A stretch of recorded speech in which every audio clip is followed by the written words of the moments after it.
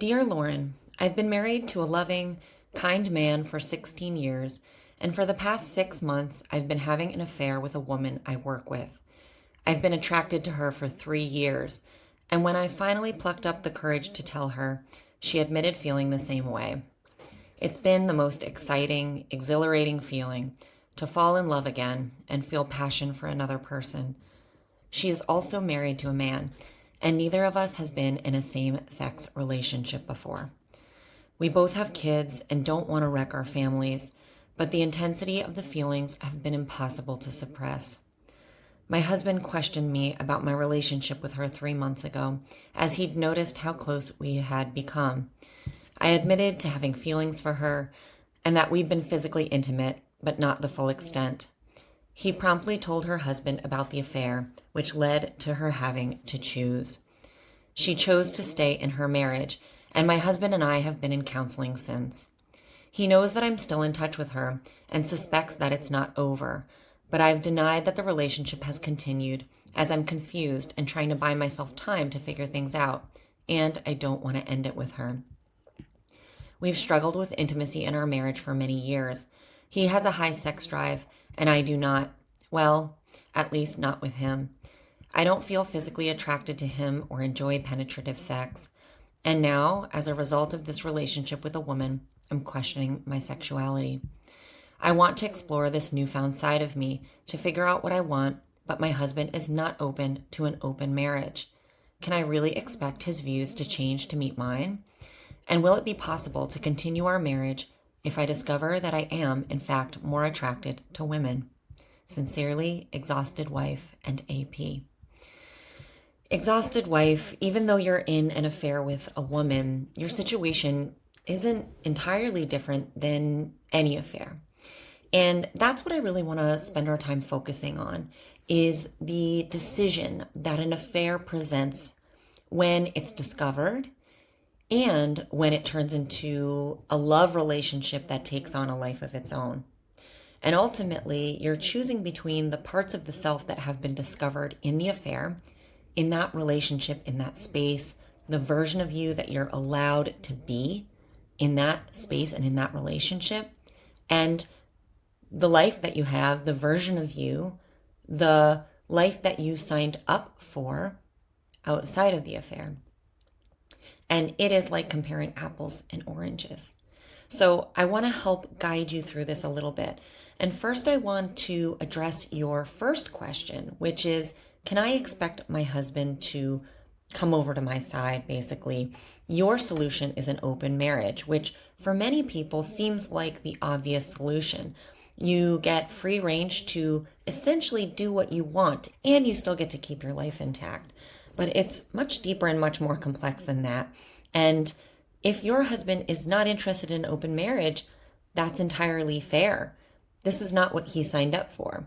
And he didn't enter into a monogamous marriage with you under the pretense that someday he would be asked to open it up. So obviously you understand this, that it is entirely within his right to not be willing to do that, because my guess is he also understands that it would be giving you a free pass to continue your relationship with this woman. Now, the other piece too is you say that your affair partner chose her husband, but if you're still seeing each other and you're still having an affair, then essentially not that much has changed. There have been choices made on the outside, but behind closed doors, it sounds like this relationship is still continuing. And that says something, right? Because ultimately, when we know we are tasked to give up the affair relationship, but we don't actually follow through, we don't actually do it, we are continuing to ride the line and straddle both worlds. And we really aren't truly living into a full choice. And that's the challenge you're writing in about. The full choice is something that requires you to grieve something. And that's what you are essentially choosing. Which am I going to grieve? Am I going to grieve my marriage and my family, my children's intact life, as you put it? Or am I going to grieve this relationship? Or maybe even my sexuality? Now, the question of your sexuality is obviously a deeply personal one.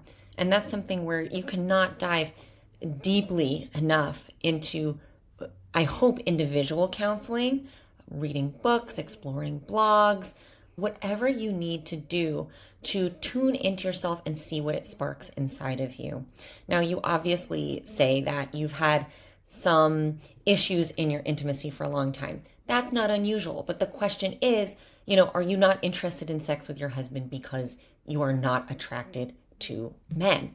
Obviously, your husband wants to be with someone who's attracted to him. And if he has a high sex drive, this is obviously an important part of his life, and rightfully so. So essentially, it's your job to try as truthfully as possible to come to whether or not you can be in a sexual relationship with your husband the way that you will need to be. And it sounds to me like this is a huge area of strain. And does it have to do with your sexuality? There's a really good chance. But again, that's not for me to say. That's for you to continue to deep dive and discover. Now, ultimately, the question you're facing, which is true for anyone in an affair, is what am I going to gain and what am I going to lose by making this choice? And, whether or not you're in a relationship with a woman or a man, the issue is the same. The question is the same. You're asking yourself, do I want this or do I want that?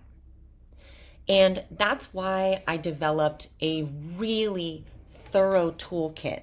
It's called the Gain and Loss Quadrant, and it is a series of exercises that walks anyone who's trying to answer the question that you're trying to answer through a full assessment of what they will gain by choosing their marriage and what they will need to let go of if they choose their marriage, what they will gain if they choose their relationship with their affair partner, and what they will lose if they choose that relationship. And it's a much more thorough inventory than that, but that's kind of the high level.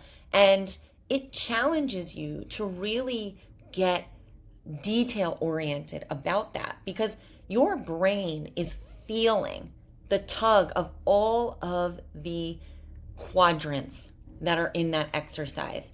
And those feelings are leading to you being paralyzed, to buying yourself time, as you say.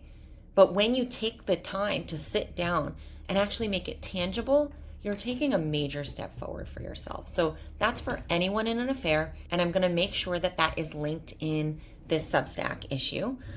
And ultimately, what I want to end with is that for anyone in an affair, the question I want you to meditate on here is, if this relationship with my affair partner did not work out, it wasn't her, it wasn't us, it wasn't going to be the thing, but I had already left my marriage, would I still believe that leaving my marriage was ultimately the right thing, the inevitable thing, and that whether it worked out with your singular affair partner or not, you are still at peace with the decision to leave your marriage? And this is the thing that really trips people up, because they can't ultimately see past what they are going to give up, and they require the pull of that particular person to pull them out of their marriage. And that's why it's so sticky, and that's why it doesn't entirely land properly sometimes, because your subconscious knows that this is too big of a decision, that the stakes are too high, that the ripple effect is too far, too deep, too wide. So ask yourself that one question. Would I be okay if I left my marriage and this relationship wasn't the relationship that worked out? I hope this helps.